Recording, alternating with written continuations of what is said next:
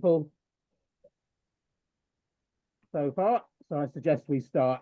Welcome, everybody. I see some familiar faces, and welcome to those of you that haven't been to one of our sessions online before.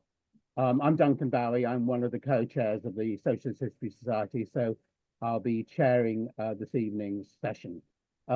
Just to remind you, please keep your mics off, mute yourselves while the speaker is speaking, and then there'll be time for comments and questions at the end, and you can then basically either wave at me or preferably do the hands up on the reactions button, and I'll call you then.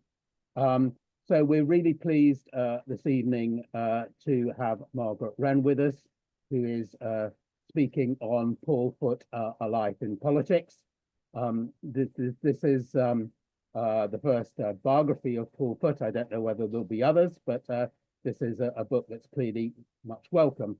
I'm sure many of you knew Paul, or at least knew his writings. Margaret is a writer and journalist. She worked alongside Paul Foot on Socialist Worker and then at the Daily Mirror from the early 1980s until 1993. She since worked at the BBC and produced radio documentaries to Radio 4 and the World Service, including programmes on Lockerbie and on corruption. From 2009 until 2015, she was a visiting fellow in investigative journalism at the University of Witwatersrand, Johannesburg, South Africa. So welcome, and over to you, Margaret. Well, good evening, everybody. I'm just going to plunge straight in. There are a few things you need to know about Paul before we get on to the trajectory of the politics in his adult life. First of all, he was born in Palestine in 1937 in Haifa, and he remained committed to the Palestinians and the Palestinian rights for the rest of his life. His father was a colonial secretary, and for the first 8 years of his life, he traveled all around the world and ended up in Jamaica at the age of 8, where he went to school for a couple of years and learned to play cricket. And that love of cricket, and in particular West Indian cricket, stayed with him for the rest of his life. And he also thereafter had a sort of soft spot, really, I think, for West Indian intellectuals. And he got to know, at Oxford, he got to know Stuart Hall, who also came from Jamaica, and he got to know, when he was in Glasgow, he got to know C.L.R. James, who came from Trinidad. And C.L.R. James' book, Beyond a Boundary, was sort of bliss, really. A book about cricket and colonialism, and written by a Trinidadian. And he also became very friendly with Darcus Howe, who was C.L.R. James' nephew, and whose children went to the same school as Paul's. The next, and Paul, because of that experience, remained a committed anti-racist for the whole of his life. The next important date in his life was 1945, by which time he was temporarily, I might point out, in Cornwall at his grandfather's house. And in that election, in the 1945 election, his grandfather Isaac was standing for the Liberals. His uncle Dinglefoot was standing for the Liberals. His uncle John Foot was standing for the Liberals, and his uncle Michael Foot, the renegade, was standing as Labour candidate in Plymouth. And although Paul was only 7, he knew something serious had happened, because his grandfather went to his room and didn't come out for 5 days, refused to speak to any of the children for 5 days. And this made an impression on the young boy, even if he didn't exactly know what was going on, because none of the Liberals got in, and the only person who got his seat was, of course, Michael Foot. Now, age 14, he gets sent to public school. He's on that trajectory, followed by those with either well-heeled parents or parents abroad, public school, national service, and Oxford. And the important thing he learned at school was that he could write, and was slightly embarrassed when the headmaster at his one of his, I think his primary school, held up an example of his work and told the other children they should write like this. And then at his second public school, he met Richard Ingrams, who remained a friend for the rest of his life. And along with Richard, Willie Rushton and Christopher Booker. And those three are the three who established Private Eye. And so they were important friends from an early age. And he learnt about liberal politics. As I say, they were all liberals, apart from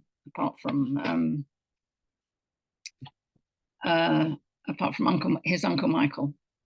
And when he was at Oxford, and this is really the beginning of the story as I need to tell it this evening, when he was at Oxford, he decided, but only towards the end of his period at Oxford, he'd been president of the Liberal, president of the Liberal Society or Union in Oxford, and he decided that liberalism wasn't what he was interested in. It was too much about the individual and not about the collective. But the only examples I could find about this shift in his politics were really thin on the ground. An article by Paul, an article by Grey Gowrie, whose name you might remember because he became a minister in Margaret Thatcher's government, but was a great friend of Paul's at Oxford. And they talked about this shift in his political thinking. And he met Stuart Hall and was impressed by Stuart Hall and by, New Left Review had just begun in 1960, had just started publishing, which was another area in which he could develop ideas. He was reading Tribune and he was discussing politics with somebody called Colwyn Williamson. And one of the sad things about writing this biography was that by the time I caught up with Colwyn, he was very ill and too ill to give me an interview. So there's a sort of gap in my knowledge really about exactly what happened at Oxford to shift Paul's political thinking. But there's a comment in Richard Ingram's little memoir of Paul, My Friend Footy, where Richard says, I was getting very annoyed when I was revising for my final exams because there was these, people walking up and down in the flat above, and it turned out it was Paul and Colwyn Williamson. But that's about as much as I know. But his thinking was shifting by the time he leaves Oxford. There's one other thing you have to understand about Paul before I get into the main part of the story, and that is that he was a foot. And those foots were famous back in the 50s and 60s. And that name opened doors, and it definitely opened doors for Paul. So just to give you a flavor of how important that name was, the day after the 1964 general election, when Harold Wilson was elected, the Sun newspaper, not Rupert Murdoch's Sun, this was the Sun, the renamed Daily Herald, gushed on its front page about those famous Foot brothers and how well they'd done in that election. Dingle was going to become Solicitor General. Hugh would become, Paul's father would become the UK's ambassador to the United Nations, sit in the House of Lords.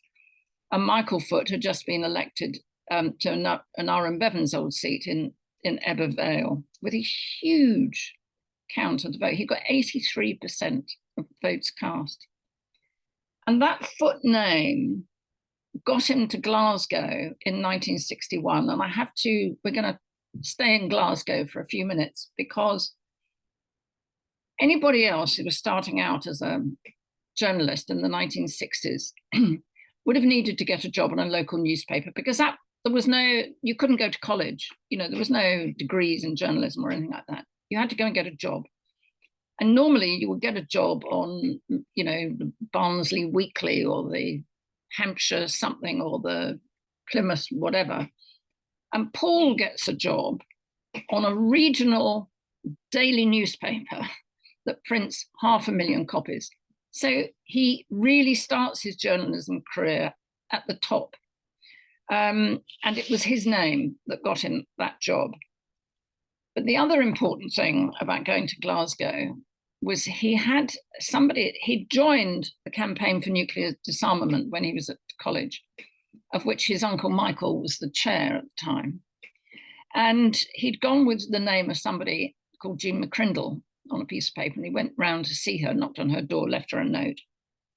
And through Jean, he got to know Gus MacDonald. And Gus MacDonald had just come out of a very important strike, the apprentices' strike. And he worked in the shipyards, coming towards the end of his apprenticeship. And Gus would have impressed Paul enormously because he was a working class intellectual. And in fact, Paul then met a whole raft of people through the Governor Gorbals Young Socialists, which they all joined, who were all working class intellectuals, and they would have impressed him by that mere fact. But of course, he then had a whole range of people to discuss ideas with. And I mentioned Bob Gillespie because eventually Bob played quite an important role in Paul's life in Glasgow. And there was another guy who played an important role, and that was a man called Harry McShane. But Harry McShane was a completely different generation. Harry was in his 70s by the time Paul met him. But he had a huge influence on Paul because he was a man of enormous principle. Paul drove him around to meetings where sometimes they talked to one person or nobody, in one case that he wrote about. And Harry took Paul to the Glasgow Trades Council, which would have then been dominated by the Communist Party, and was a very well-attended Trades Council.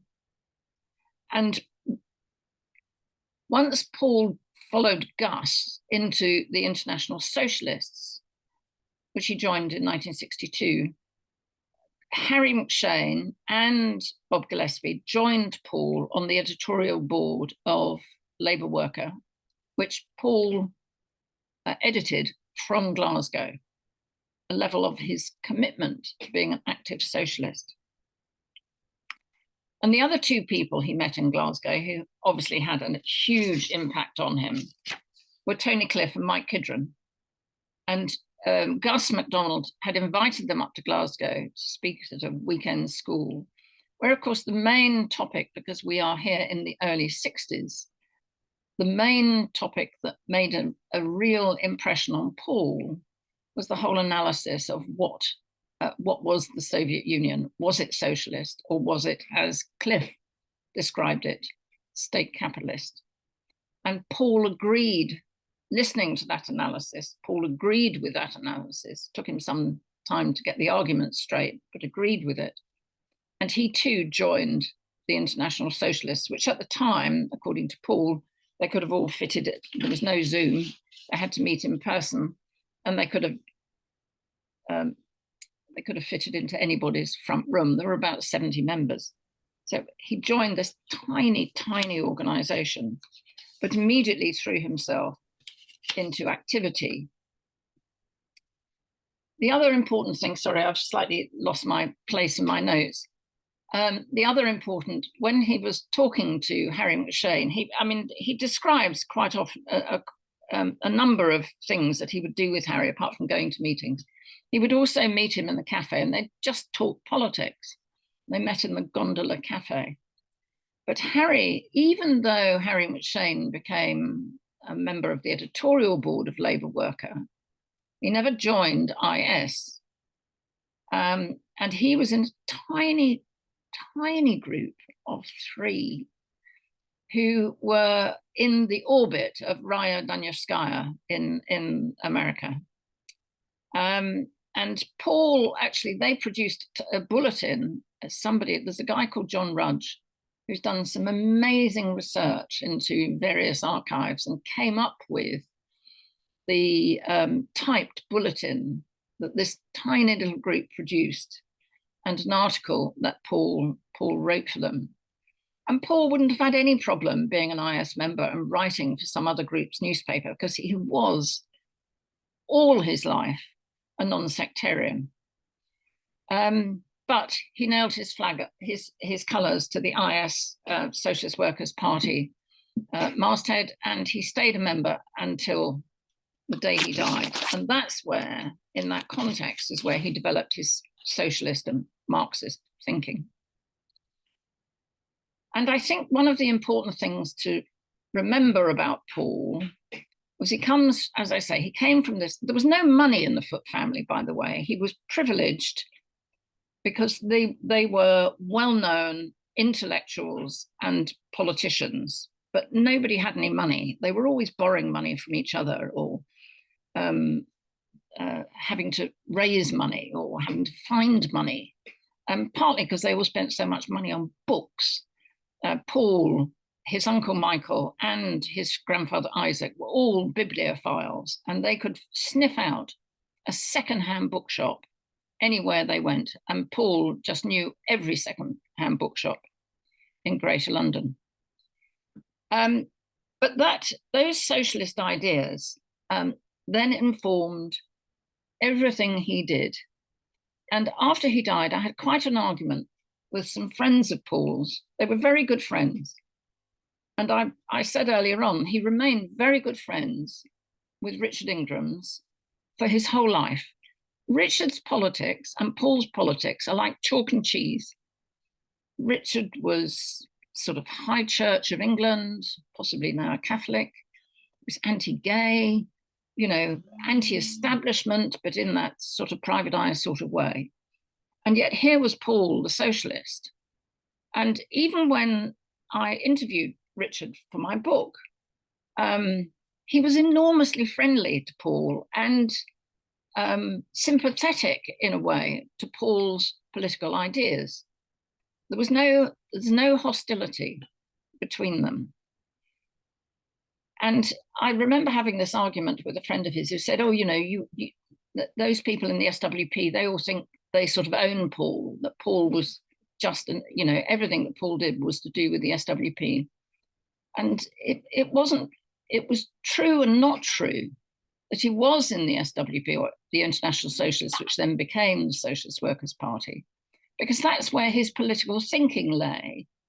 But he managed to, in his life, keep all these other groups of friends, family, and so on. It was, his politics was no barrier to keeping an extremely wide network of friends and colleagues and just people in his phone book. So I'm going to just talk a bit about the impact that had on him and the life he led once he left Glasgow. And I'm going to divide it up like this. Paul was a writer, and his contribution to IS, the SWP, began as a writer and continued as a writer almost to the end of his life. He joined Socialist Worker in 1972 as a full-time journalist and eventually became the editor. He wrote for Socialist Worker right up until he had his aneurysm, and occasionally thereafter, but not so much. He sat on the editorial board of Socialist Review. He wrote a few, but not many, articles for International Socialism Journal. He took writing for the SWP's publications very seriously, but that was only a tiny bit of what he wrote.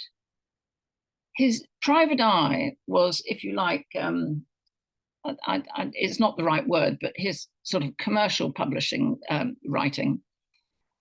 Private eye was his natural home. He joined, he wasn't there at the outset, but he joined in 1967. And he wrote on and off for Private Eye for the rest of his life. less so when he was working elsewhere, when he was working on Socialist Worker, or when he was writing his column for the Daily Mirror, but he was always writing for the Eye, and his contributions were, you know, he had 2 pages at the back in those early days and filled them with incredible stories from the 1960s.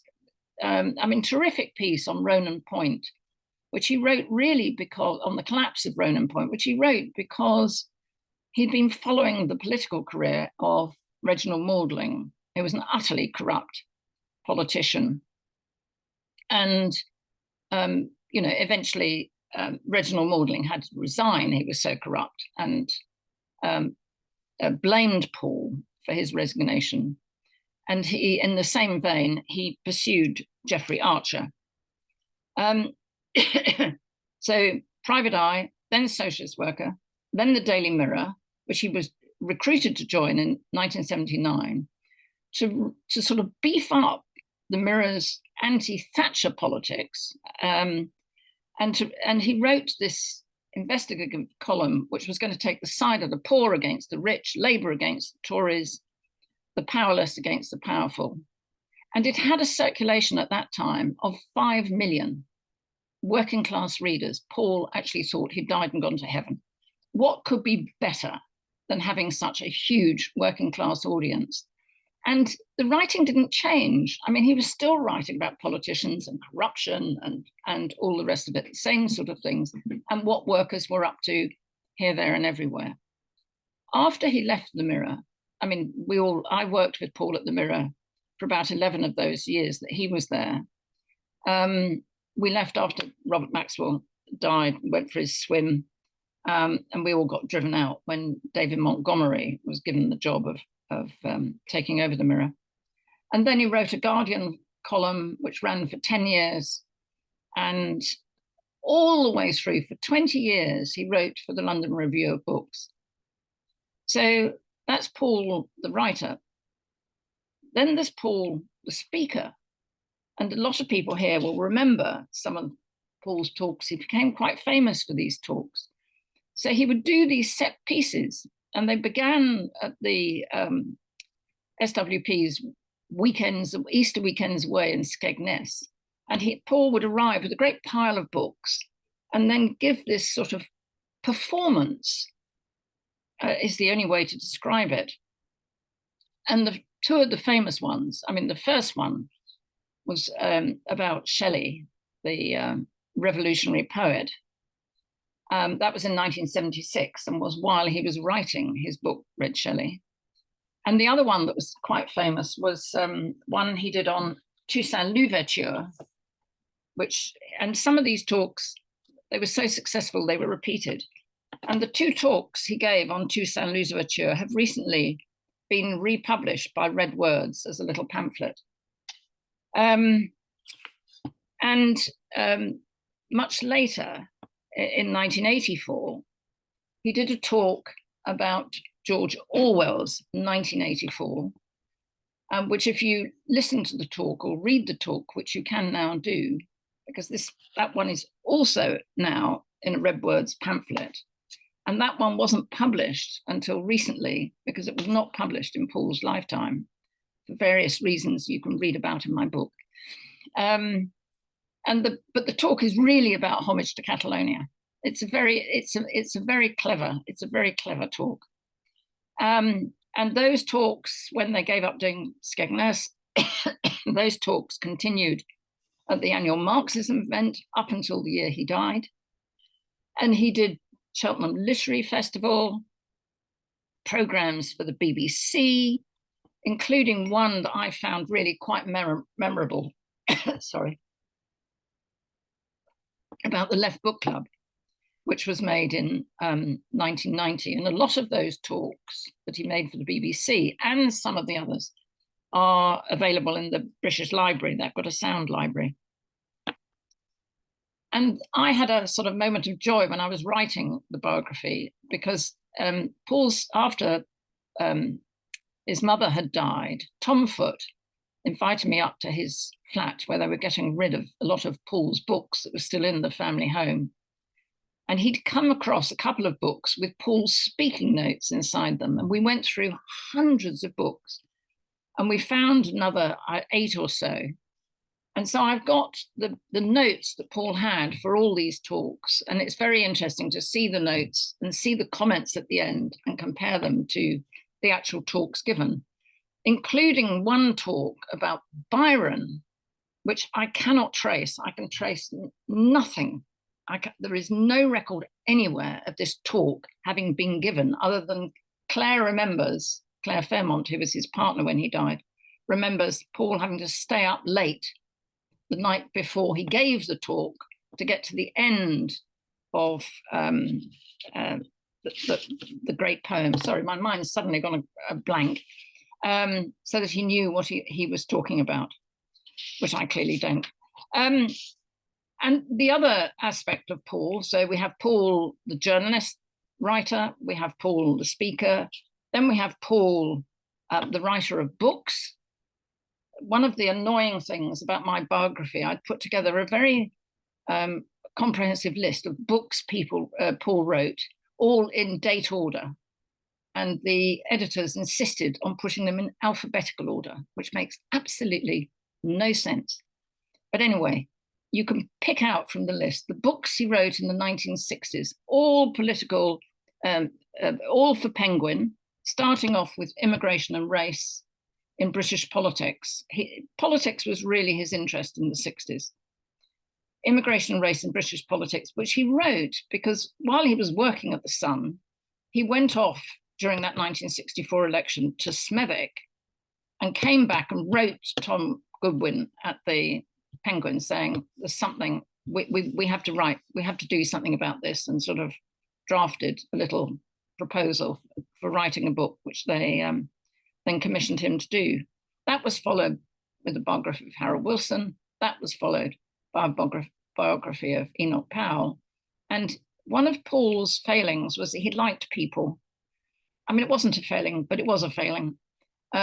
And he came back, according to Richard Ingram's, he came back from meeting Enoch Powell to do an interview saying, oh, I liked him.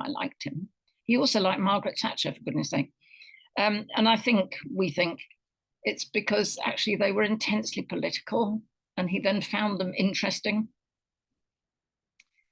The 1970s continued with the first of his, what I would call his miscarriage books, the book about James Hanratty. And really that book grew out of the campaign against capital punishment. So it had a sort of political origin, even if the book then became an argument about why Hanratty hadn't committed the A6 murder, although at the end of his life, he discovered the opposite was true. And the other miscarriage books covered Helen Smith, who died in suspicious circumstances in Saudi Arabia, the murder of the 4 people who were convicted of the Bridgewater murder, and Colin Wallace, who was sacked by the British state from his job in military intelligence in Northern Ireland. And all of these books are really about people who come up against the state and the organizations of the state, the courts, the police, the Foreign Office, the Secret Service, and so on. The book which is out of sync in a way of all of this was Red Shelley, which he wrote, which was published in 1981. And is a lovely book, and I've got a copy somewhere. It has recently also been republished by Red Words. And I think in a way that Red Shelley is a reflection of the sort of intellectual and literary upbringing he had from an early age. His grandfather was a bibliophile, as I said, and he spent quite a lot of time during school holidays and so on at his grandfather's house in Cornwall, stuffed with books. And his grandfather would make him learn poetry by heart and would make him read, encourage him to read, bribe him to read quite hefty books, Gibbon's Decline and Fall of the Roman Empire, that sort of thing. So he'd been brought up in this very literary, intellectual milieu. And I think that's reflected in that book. But he brings to Shelley all his socialist analysis. He reads the poems and, goes through all the major poems and all the major aspects of Shelley's life with that sort of forensic socialist thinking that he brought to everything else he did. And his last book, which is in a sort of different, slightly, it reflects these other books, but is in a different category from the point of view of what I want to say, was The Vote, which wasn't published until after he died. But I'll come back to that in a moment. He also wrote a great number of pamphlets. How on earth he found the time to do all this, you do wonder. And I only want to mention two of the pamphlets. Why You Should Be a Socialist, which was published in 1977 as the sort of founding document of the Socialist Workers' Party. And Three Letters to a Benite. And I'm mentioning that one. That was published in 1982 during Ben's campaign to be deputy leader of the Labour Party, when there was a huge shift of the left into the Labour Party. Tariq Ali left the IMG and tried to join the Labour Party. They wouldn't have him, as it turned out. And I always thought, up until quite recently, that the pamphlet is quite different from any other pamphlet that Paul wrote. And it's a series of letters with an imaginary recipient. You say this, I say this. It struck me quite recently that it's probably an argument he was having with himself. Because I think one of the things that Tariq said to me, and when I talked to him about Paul, was that Paul sort of felt he couldn't join, he wanted to be in the Labour Party because he wanted to sort of, because he thought he was, he could achieve something, that he would be able to counter so many of their arguments, but was worried that he'd get sucked into it and it would just become a complete waste of his time, and he'd just become like every other Labour MP, bar a few very important exceptions. And Tariq argued with him about it, and I think maybe the pamphlet was not just an argument with Tariq, but an argument with himself. And besides all that, besides all the writing and the books and the pamphlets and the speaking, Paul was an activist. For those people here, many of you will have heard Paul speak. He would do these huge rallies around the country. He'd go off some big political issue during elections or whatever. He'd go off around the country, do huge rallies. The branches of the SWP in Glasgow or Manchester or Leeds or Newcastle loved it when they could get a Paul Foot meeting, because they would, they'd get maybe 200 or 300 or 400 people come along. But those were, that was just a minority to me. He did branch meetings for the SWP branches every week. When I worked with him at the Mirror, he was always off somewhere. Every week he'd be going off and doing. And he sat in the 1970s, he sat on the National Committee for many years, and he would clash with the leadership. He wasn't a passive member. If he disagreed with something, he'd say so. I deal with it in the book during the miners' strike. He was very, very critical of the leadership of the Labour Party, of the Socialist Workers' Party, and fell out with Cliff over a talk he gave at the end of the miners' strike about A.J. Cook, which was going to be republished as a pamphlet. It was eventually published, but not until Cliff and he had a few arguments about it. And his loyalty to the SWP continued right through. Paul had an aneurysm in 1999, and they managed, somehow or another, his heart exploded. And they managed to stick him back together again. And he from then onwards, he walked with 2 sticks. When eventually, I mean, he was ill for months and months and months, and eventually he got walking again, walked with 2 sticks. And even so, he stood for Mayor of Hackney for the Socialist Alliance in 2002. And he stood for the London Assembly as a respect candidate in 2004, in the year he died. He didn't much like respect, and he didn't much like George Calloway, but he went along with what the SWP was doing. And I just wanted to read you one thing.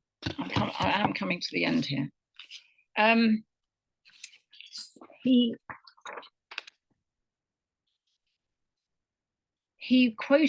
wrote, when Cliff died, Tony Cliff died in 2000, he wrote an obituary, and he wrote an introduction to to Cliff's, a memoir that Cliff written of his life. And he quoted this about Cliff: "Of all the awful crimes of the left, none infuriated Cliff like passivity. For people who knew the world was rotten, to sit back and do nothing about it was for him the ultimate aberration." And I think that was true of Paul as well. There was no point in having socialist ideas unless you were going to fight for them. Writing about Paul, for me, was both a joy and a complete nightmare. How do you make sense of all that material that I've just, touched on the surface of it? But also, how do you track the personal details that you need to write a biography of a man who never kept any personal papers? I have since been contacted by people who say, "Oh, where's the Paul Foot archive?" There is no Paul Foot archive. I mean, there is now a bit of an archive because I've collected one together. But Paul never kept any personal papers. His various wives and partners kept bits and pieces, but Paul kept nothing. And thankfully, there was the odd bit of information that would crop up in his Guardian column, for example. That's how I know that he had he had lunch with his father and Winston Churchill when he was a teenager. And Winston Churchill had, because Paul's father was governor of Jamaica at the time, and a lot of Jamaicans were thinking of coming to the UK following the Windrush. And Churchill said to Paul's father, we don't want to become a magpie nation, do we? And Paul just said, all the way home, his father was going, magpie nation, that's just racialism, and was furious with, and you get that tiny story hidden in a sub-story in a Guardian column, not a lead story in a Guardian column. You have to read every column and every little piece of article. There's also a bit of personal detail in the introductions to his books. And when he gets to writing The Vote, which was his last book, which, by the way, has been republished this year by Verso, he does, both in the introduction and in the final chapters, which are about contemporary events. I mean, the book is divided into 2. He starts with the history of the vote. He starts in 1647 with the Putney debates, and he goes all the way through to the first women who get the vote in 1918. And then the second half of the book, who gets the vote? And the vote is obviously, he's talking about the working class vote, and therefore he's talking about the history of the Labour Party since the First World War. And so, because he's talking in a way about the contemporary events of his own life, this whole, this is the second half of the 20th century, then there are bits and pieces of his own life in that book. And he starts in 1647 with the Putney debates, and he ends really with Tony Blair in the early 2000s. And that book really is a sort of bringing together of a lifetime of writing and talking and thinking about politics. And at the end of the vote, Paul reflected on his own life. Now I've lost it. Sorry, I had a little thing I wanted to read here. I thought I'd put on a piece of paper, but obviously not. And so I'm just going to read it. Actually, I'm going to read out of my book because I can read it more easily out of my book. So this comes from the end of the vote and almost the end of my book. As he reached the end of his story, Paul reflected in its last pages on his own life and politics and his doubts about the revolutionary path he had taken. Privately, he'd always had doubts. It was a way of judging himself. He remembered how one night in 1975, as the great industrial upheaval of the previous years had begun to dissipate, he had shared those thoughts with Jeff Ellen as they waited for the page proofs of Socialist Worker. The change they had hoped and worked for had not come and was not going to come from Harold Wilson or Dennis Healy. And then I quote this from the vote. In the decline of the movement, the issue seemed to have changed. Was the revolution going to come at all? And if not, what was to become of us if our grand aim in life was to be frustrated and even ridiculed? To my enormous relief, Jeff cheered me up with his speciality, a huge, all-enveloping grin. If the revolution doesn't come, he said, there is nothing much we can do about that, whether it comes or not. There is nothing for us to do but what we are doing now, fighting for it, fighting for the workers and the poor. Some years later, Jeff Ellen, still a young man, went to bed one night with a headache and died from a brain hemorrhage. All his adult life, he stuck firmly by his advice to me that dark winter evening in 1975. And so, I hope, have I. That was the penultimate paragraph of the vote. And Paul then died, having finished the vote. He died a year later, and the book was published posthumously. And all that's left for me to do is to say, this is my book, and I hope you read it and enjoy it. Thank you. Thank you very much, Margaret. That really was excellent, and certainly there's a lot there that I wasn't aware of. So thank you for that, and I hope it will certainly encourage people to read the book. It certainly encouraged me to get it. Right, so I was also reminded just before we started that Paul did actually give a talk to the Socialist History Society near the end of his life, actually on the Red Shelley book. So some of you may have been there. Unfortunately, I wasn't. Right, who wants to come in first? As I say, if you put your hand up using the reactions button, or if you don't know how to do that, put your video on and wave at me. So who wants to go first?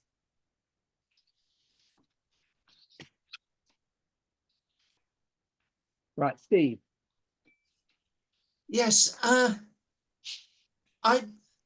one thing that I remember the importance of, particularly when he was writing in the Daily Mirror, was because at the time I was on the regional committee of the Transport and General Workers Union, and the way so I'm Raphael Piggott. if we wanted something, if we wanted well, something, no, I probably don't need to. Also, sorry, can you switch your right, mic off if you're not speaking? Thank you. Right, and if we wanted something in the press, there'd be a discussion on the regional committee, and then someone would say, "Oh, let's have a word with Paul." And I got the impression that so much of the material that started the scandals came from workers' places who knew something was amiss where they worked, and kind of gave him the first thread to pull. And so on, but it was how much that was appreciated by by sort of active trade unionists as a way of highlighting something that was wrong where you worked, that you could then take some action over. So yeah, that was sort of something that was quite important to me. Thanks. Margaret, do you want to comment, or should we go on to the next question? Comment. I would go on. I mean, I'll make a note and come back. Okay, we'll do it that way then. I mean, I can always talk if nobody else wants to, but I'm sure you've heard enough of me. I'm sure. Who wants to go next? Right, well, I'll ask a question, which is quite a difficult one, I suppose, because obviously his book, The Vote, is a history of development of the right to vote and, you know, use and abuse of that. But clearly, being associated or a member of the International Socialist and Socialist Workers Party, although he actually stood in a number of elections later in his life, as you mentioned, I'm interested in what was his attitude to the fact that obviously the IS Socialist Workers Party didn't necessarily, as a kind of Leninist party, give due regards to representative democracy. And that's obviously a difficult question, which obviously will annoy several people who are listening, but I'd be interested in your views on that, because he obviously was much more pluralist than many of his IS colleagues, and certainly less dogmatic. But as you say, in his final reflections, he obviously, you know, was reconsidering his political approach on that issue through his life. Do you want to comment, Margaret, on that one? Because that topic. Well, shall I take both of those? So just to deal with Steve's point first, it was understood when he worked for the Daily Mirror that he wouldn't use it as a page to promote the Socialist Workers' Party. But a lot of stories did come in, as Steve says, from workers, because he knew a lot of workers.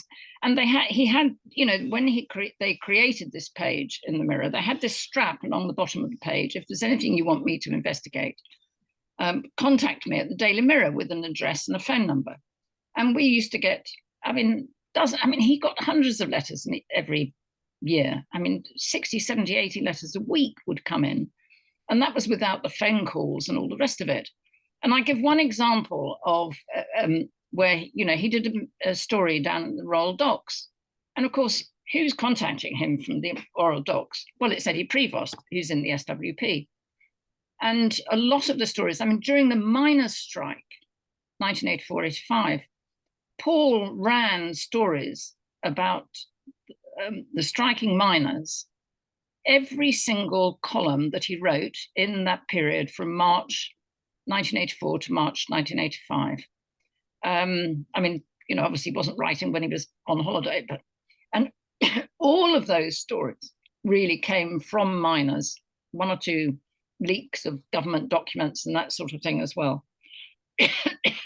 So he relied very heavily on the readers, whether they were in trade unions or not, but obviously a lot of trade. And he got to know a lot of, he was very friendly with Arthur Scargill, came in for a bit of criticism for the SWP for that.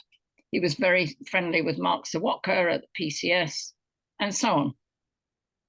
On Duncan's point, Paul's attitude, maybe it's something that other people would want to chip in on, but Paul stood in a parliamentary election in 1977 when just at that moment that IS became the SWP, and they wanted to take up the opportunity of standing in an election to run a political campaign. Nobody in their wildest dreams thought they were going to get elected, but there is a heightened consciousness during elections. People are more open to some sort of political ideas and so on. And he stood and he got a miserable vote. And in fact, the policy of standing people in elections in 1977 and 78 was very quickly scrapped because the returns weren't really worth the effort, and no great advances were being made. And Paul's attitude to what you call representative democracy was to engage with it. Not to avoid it or switch off from it, but to participate in it, because he was interested in arguing and talking about politics. And so in The Vote, you know, he then holds up all these periods of time during the 19th century and says, well, what was achieved? Who was arguing for what? What was the plan? And, you know, I give quite an emphasis in my book about the 1930s and the arguments of R.H. Tawney and so on, that if you try and separate out political power from economic power, there's, you know, you're doomed to failure. And in a sense, the Labour Party is repeating that even to this day. So I don't know whether that answers your questions, but I'd be very happy to continue to discuss that. Right, that's a helpful response, and they obviously generate comments from others, which is why I asked it. David Morgan, you're on next. Thank you. Am I on? Is that? Yeah. Thank you, Margaret. That was a fascinating talk, and I do have the book. I bought it about a week ago, and I've started reading it. I hadn't read it obviously before we invited you. I think I was on the committee when we held the talk with Paul Foot at Mark's house, and I might have been the person to have suggested it. Not claiming that, but I think a possibility, because I first came into contact or knowledge of Paul Foot when I was at university in the early 80s, and Red Shelley came out. And I bought it, and I remember, because I was doing a course on romantic poets, I remember raising the issue with the lecturer, and he said, "This guy's a Marxist, you know," in a very scathing comment. So I'm wondering, one question is, what was the academic reaction to the book, reviews, etc., and has it got a lasting value as a contribution to Shelley studies? What is it? How is it regarded now?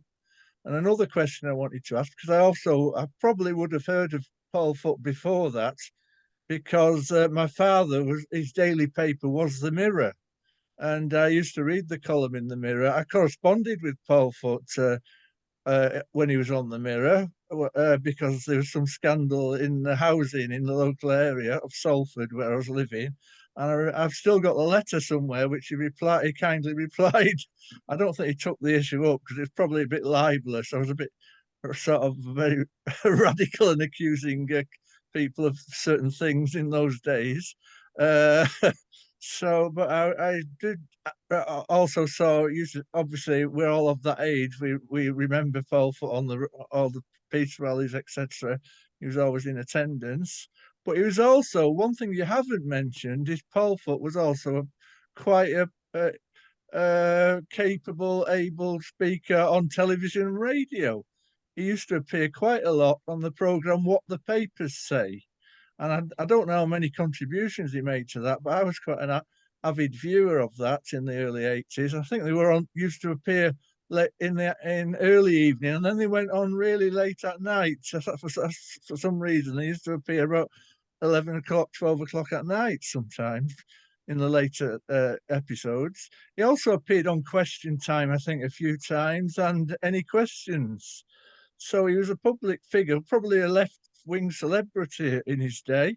I don't know what you want to say about that, but I do think, I mean, I don't come from a Trotskyist background, but I think in a way, I was a Bennite, and I remember reading that book, Three Letters of a Bennite, and I probably didn't agree with it at the time, but I still respected Paul Foot. And he was also one person I used to always go to when he was on the radio and TV. I'd always listen, because he always had quite a humorous way of speaking. Obviously, that was probably because of the private eye background as well. And I think he was a unique character in many ways. We've lost all these people now on the left. It's all quite dreadful at the moment, I'm afraid. Okay, but, thanks, David. But please comment on the question of his contribution to particularly the TV and What the Papers Say. I don't know how many times he appeared on that. Okay, Margaret, do you want to respond to that? Well, actually, I was just looking for something, because he on Red Shelley, the when Red Shelley was published, I deal with some of the reviews, and you know, the reviews were a bit sort of up and down. He got some good reviews and he got some rather snotty reviews. And there's a very good guy called Paul O'Brien who writes about Shelley. Paul lives in Dublin and he writes about Shelley. And he said to me, oh, you must look up what the, I don't know, one of these Oxford companion, you know, literary whatever's, where all the academics write. And they're very snooty about Paul and Red Shelley. But it was interesting that at the time, he went to the very first Shelley sort of conference that was organized by a guy called Kelvin Everest and Geoffrey Matthews. And he met there a whole lot of academics who were in, you know, serious Shelley academics. And he got on with all of them. And he then went on and made a radio program. And I was just looking for the title of it because you mentioned the radio programs. He made quite a few radio programs, but he made a program about poetry and revolution. And on that was a woman called Marilyn Butler, who he spoke with 2 or 3 times. And she was a Shelley academic. So I think the academics were divided amongst themselves over whether, you know, they were in favor of Paul's book or against it. And he was, back in the day, in the 60s, a left-wing celebrity. I mean, he was. You know, his name opened doors at Penguin to get his books published. There is a photograph of him in the archive at the National Portrait Gallery. You know, he was that sort of person. So, yeah, I think maybe that answers some of it. But there were a lot of radio programs. He didn't much like making television programs. He would if he had to. He made a fantastic program about poetry and Shelley. He made programs, he made one about the Bridgewater case, but he found television quite difficult because there was so much standing around doing nothing, making television programs. He was okay doing, he would do Question Time, or what was called Question Time back in the 60s and 70s. And what the papers say was absolutely just played to his strengths, because what the papers say, he wrote the script. So, you know, that was like half an hour of airtime for him to fill. Absolute joy for him. Okay, thanks. Raphael Pigott, you're next.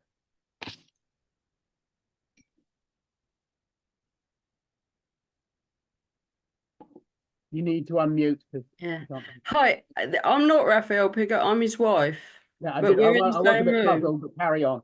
Right. I'm Sarah, by the way.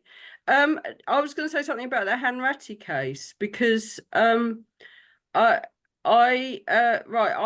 knew a lot about the Hanratty case before I'd ever heard of Paul Foot, because I think the car was dumped somewhere near where I grew up as a small child, near Goodmays, Ilford. Yeah. I think the car was dumped there, and so Valerie Story was on the TV all the while, insisting that Hanratty was the right person, and so what I, you know, by a long, so I watched all this, and the other person who said it was him, and then I found out about, and I've got involved with the SWP. I am involved with the SWP, and I've always been a big fan of Paul Foot, and I still believe this is still an ongoing investigation, and I don't think it's true. And I sometimes wonder that the DNA test proved that in fact Hanratty was the murderer, because I think all the investigation seems to lead towards the idea that it was a miscarriage of justice at the end of when we still had hanging in this country, and that it was so. And I always wondered, sort of during the time in the last few years of of Paul Foot's life when they did this DNA test on some material that had been kept and sort of insisted that it proved that it was him, whether this actually affected Paul Foot's health, because it had been a really sort of massive thing that he'd been doing. And as I say, I still think it's and I don't, you know, although, sorry, you know, I've loved this talk because I've always been a big fan of Paul Foot and everything, but I'm not sure if it's true, as I say, that it was proved that Hanratty was in fact the murderer. So Okay. that was what I wanted to say. Right. Do you want to comment on that, Margaret? Yeah, I think I'm sorry to say the DNA was pretty conclusive. And the argument about the Hanratty case really boiled down to this. Was the DNA right? Or did the real alibi hold up? And there was a lot of work had been done by Paul and others about the real alibi. If Hanratty was real, he couldn't have carried out the murder and the rape. And so it was, it was decisive. And I've spent some time talking to the barrister who did the final appeal and said, and I put it like this in the book: Paul couldn't accept the DNA because he held on to the real alibi. But it's also possible that the DNA were right and there was something wrong with the real alibi. And I think Paul couldn't accept that because he had become extremely loyal to the Hanratty family. There are a number of occasions in Paul's life where he becomes very loyal to particular individuals. Harry McShane was one. James Hanratty's father, James Hanratty, was another. You know, this is a man who's come up against the state and the judicial system, whose son, I mean, I don't put it quite this way in the book, but if you can work it out, the murder happens in August, I think, and Hanratty is arrested in August. The time between Hanratty's arrest, the trial, the conviction, his appeal, a reprieve appeal, and his execution is 7.5 months. I mean, you know, so, and this is in 1961-62, when capital punishment had not yet been suspended. It's not suspended until 1965 by the Labour government. And so there's a broader issue that Paul's concerned with in the Hanratty case, but he does become very, very loyal to the Hanratty family, and in particular to Hanratty's parents and to his brother Michael. And I think he just couldn't, you know, he could not accept that Hanratty was guilty at the end of the day. I don't think it affected his health. His health was already in a pretty parlous state by the time that decision was made by the Court of Appeal in 2002. But I think, no, I'm sorry to say, I think it was fairly decisive. Okay, thanks, Margaret. Rob Hoveman, you're next.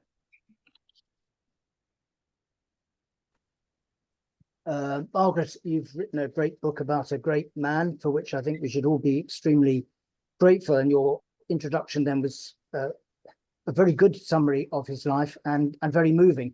I wanted to make two quick points. One in response to my old colleague from college, if I remember correctly, Duncan, on the question of representative democracy. Oh, sorry about that. I was the National Secretary of the Socialist Alliance when Paul, we're very grateful for that he stood as for Mayor of Hackney, and I spent many an evening in his house discussing the strategy that we were pursuing, the electoral strategy. Never once did he think, of course, that he was going to win. It was all about trying to get the message across to wider numbers of people. And his result actually in that election was much, much better than the one in 1977, I'm pleased to say. But I think he always thought that if he were to be elected, this would be a platform to move people, to mobilize people, to persuade more people, and had no illusions that he alone would be a person who could just pull the levers of the power that wasn't there in order to make things better. The other thing just to say is that when I was the branch secretary of the SWP in Oxford in the late 1980s, we used to see Paul fairly regularly because he used to come up to try and recruit his son John in the meetings that we held with him. Something I think he was unfortunately never successful in.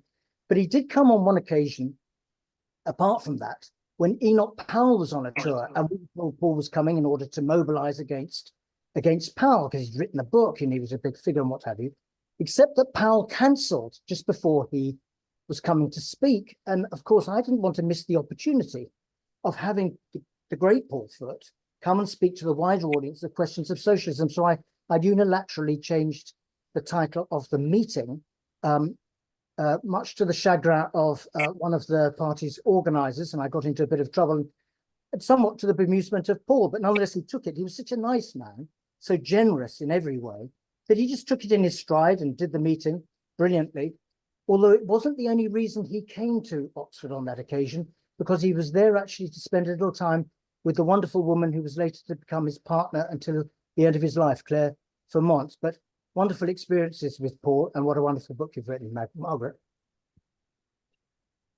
Thanks very much, Rob. That took me back to my youth in Oxford politics. Anyway, right, who wants to go next? Anybody else with memories or comments? Otherwise, I'm going to ask another question, so you probably don't want that. Judy Cox. Yeah, I wanted to say thank you to Margaret too, and just listening to Margaret speaking has brought back so many memories for me, and I'm sure so many other people here, of just what an incredible communicator of socialist ideas Paul was, whether it was in journalism, whether it was in writing, whether it was in speaking, whether it was in his day-to-day practice. The fact that he could make complicated ideas really simple, he could relate to people's own experience. And I will never forget the tour that he did with Tony Cliff at the end of the miners' strike and during the miners' strike, and talking to rooms full of miners and their wives, and his respect and his support and his solidarity with workers when they were fighting back ran through everything Paul did. And he was incredibly enthusiastic. And again, I remember his rallies when he would the only people he would rail against were the Tories, the rich, the corrupt, and the nanas, the non-aligned socialists, who he always saved a special space to denounce and say, you know, you can't just say what's wrong. I think, as Margaret said, you have to be active if you think there's something wrong with the world. But he brought with Red Shelley and his writings an incredibly vibrant and inspiring socialist analysis of art to people who may well otherwise have felt these things were a bit above them, they hadn't learnt about these things at school or university, and he made that art accessible and that poetry accessible with great humour. So I remember doing a meeting at our Marxism Festival once on Milton, the poet John Milton, and Paul was in the audience. And from then onwards, whenever I spoke to him, he introduced himself as Samson Agonistes. Hello, yes, Samson Agonistes here, because he appreciated new young people trying to grapple with Marxism and art, but he did it with that humour and that incredible enthusiasm for communicating socialist ideas and the capacity of people to make a difference and to change things. Thanks very much. Margaret, do you want to comment at all on those contributions? Well, I've got a couple of questions, actually, which sort of follow on from that.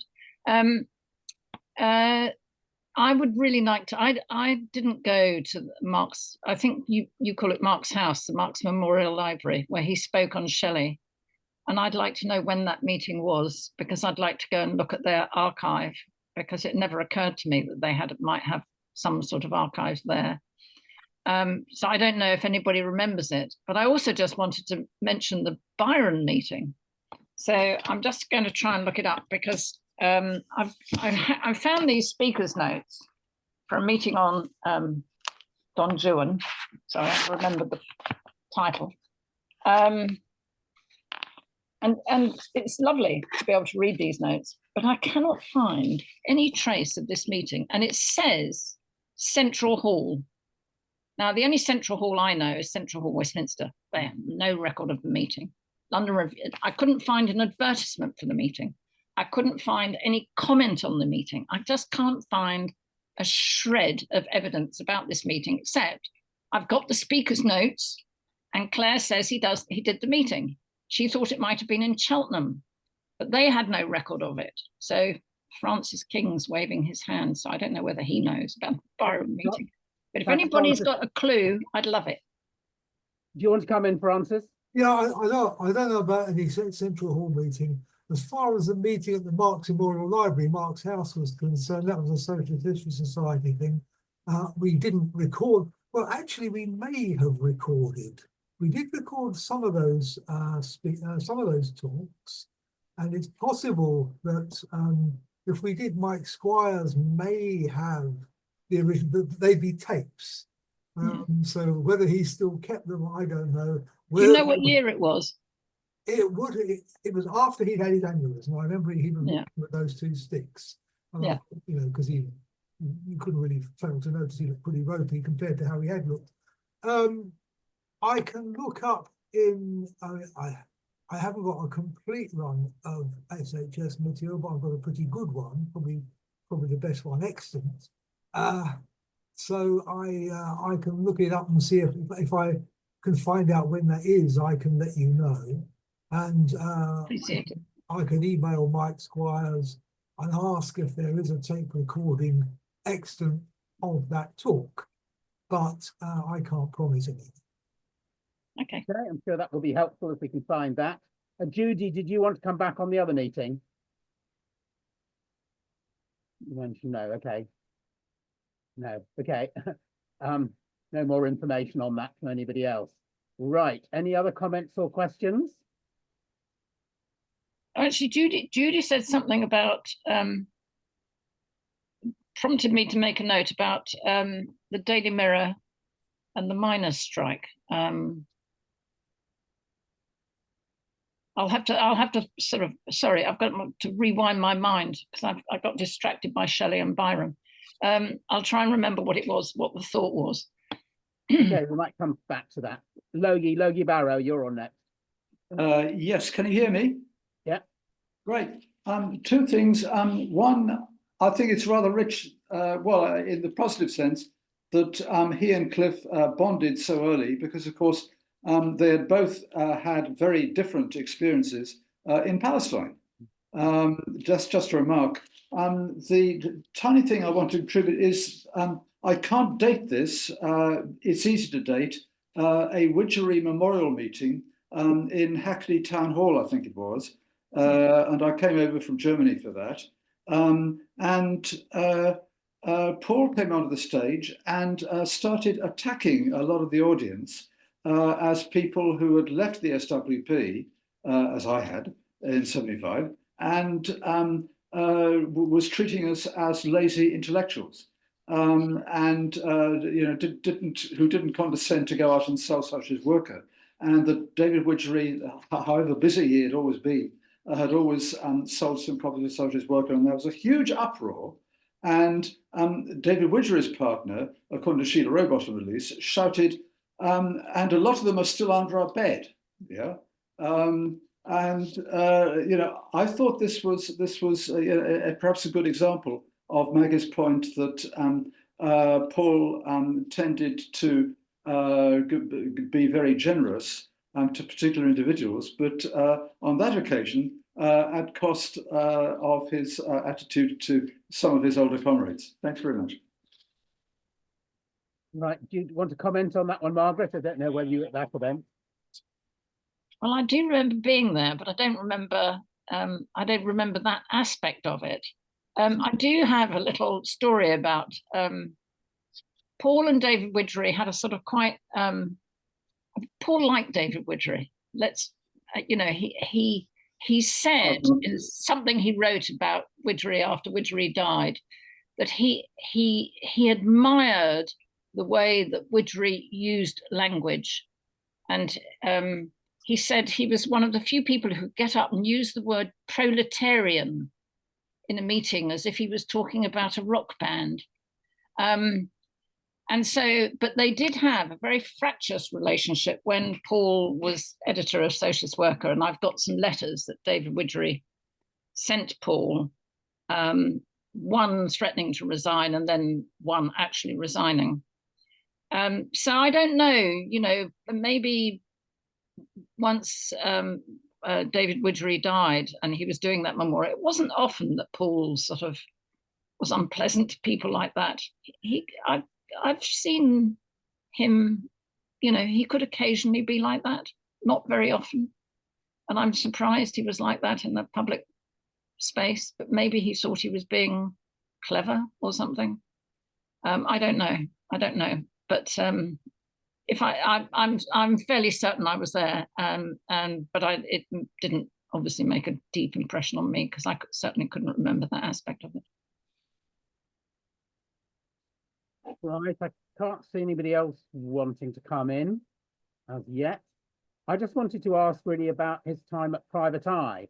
I mean, I may be rather biased on this, but I always thought of Private Eye as a rather cynical sort of journal from a bunch of old public school boys of various political persuasions or no politics at all. And you certainly commented on the range of individuals who were there and who Paul seemed to manage to get on with. So I'm just interested in, you know, in never reading Private Eye. Clearly I've missed out on something.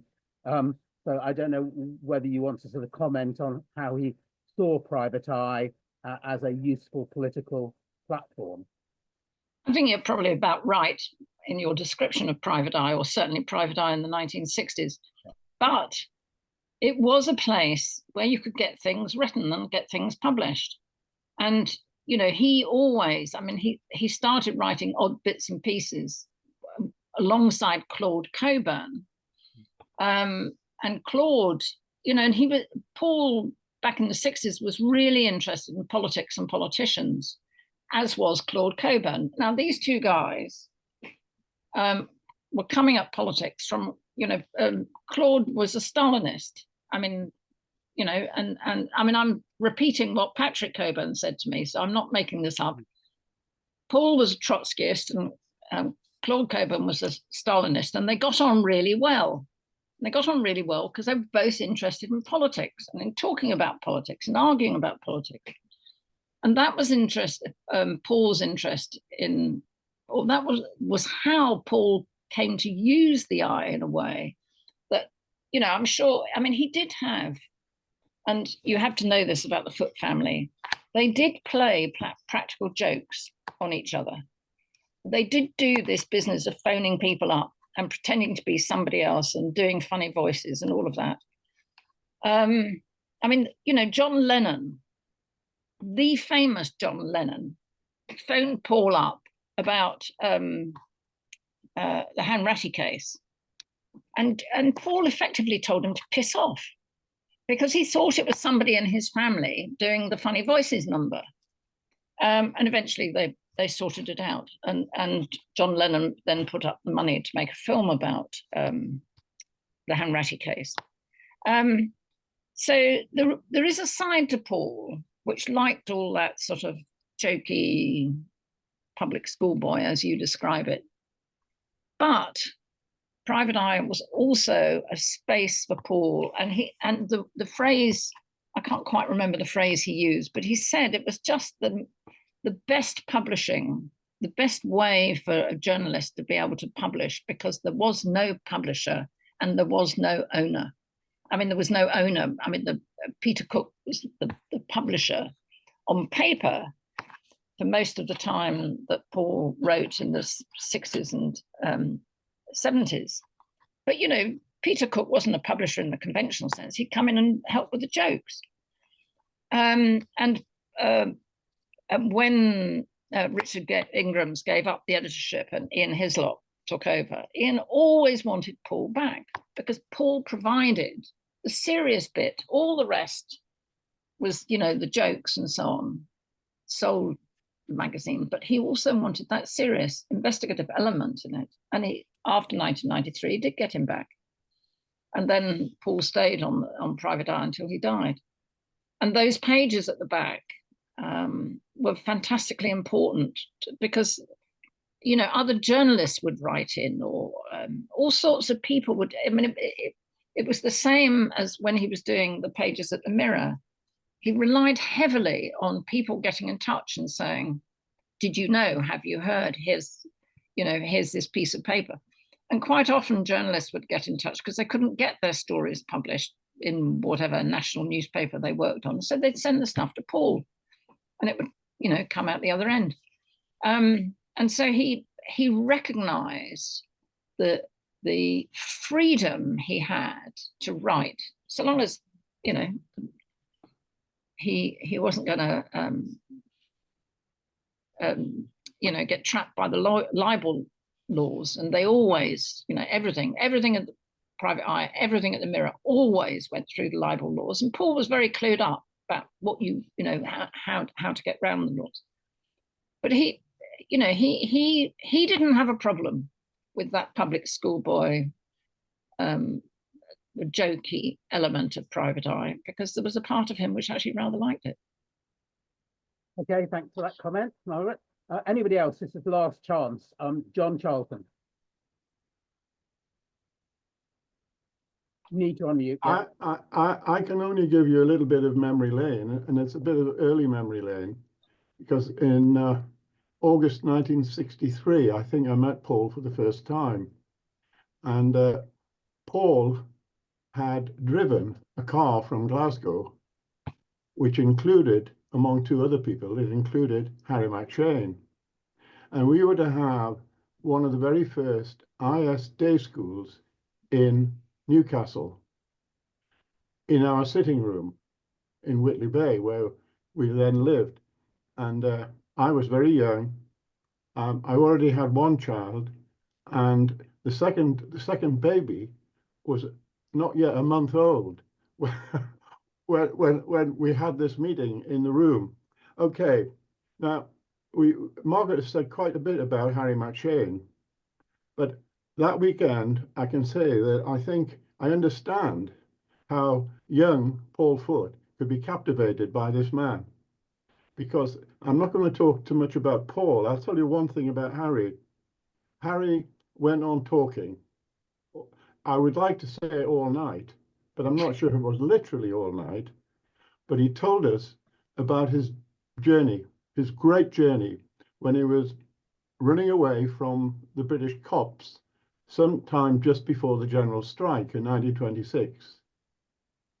And he told us that he'd taken a boat from Liverpool to Ottawa, or it wouldn't have been Ottawa itself, but into the St. Lawrence, and caught a train.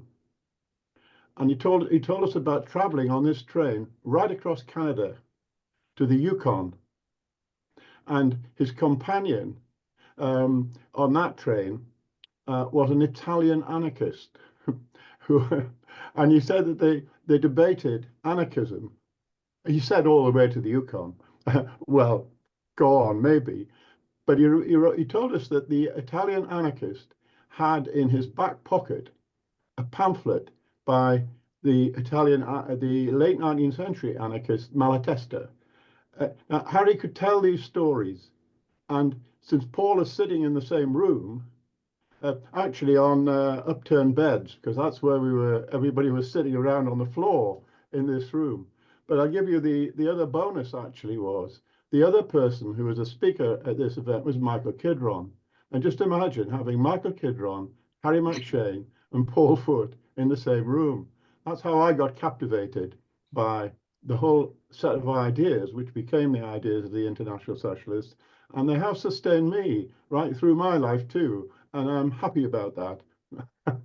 I'm not apologizing for it. I'm happy about it because I could quite easily have taken the reformist or the Labour Party road at that time. It was definitely on the cards because the other person I knew well at the time was T. Down Smith. I'll stop there. At least you didn't go down his route. Thank you very much. Right. Any other comments or memories? Last chance before I invite Margaret to sum up. Can't see any other hands waving. Okay, Margaret, do you want to make some final comments? Well, it's thank you very much for inviting me, and it's been very interesting to listen to all your comments and questions. And I just encourage those of you who haven't got my book to go and buy it or get it from the local library. It's shockingly expensive, but that's the state of publishing now. But I hope you enjoy it.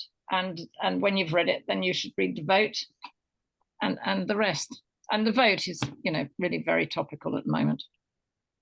Okay. Thank you. Thank you very much indeed. So we can just give our facts.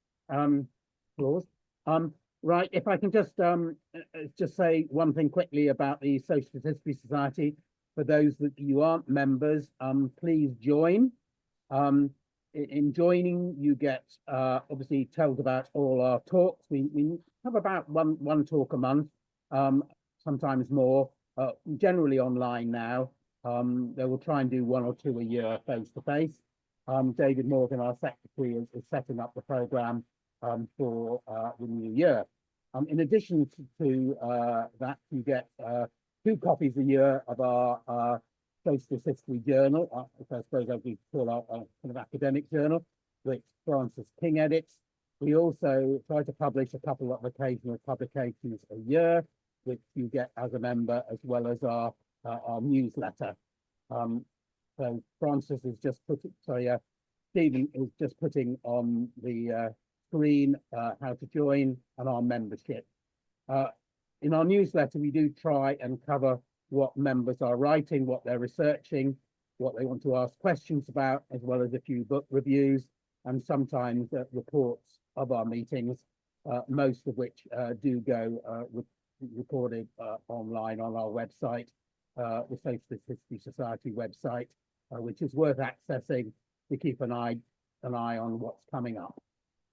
So thanks to everybody for joining us.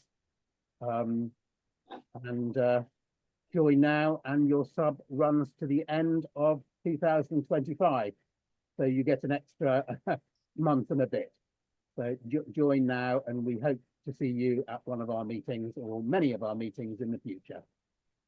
But do join and get involved in society, because we want a lot more of our members actually involved rather than just depending on the committee to write everything.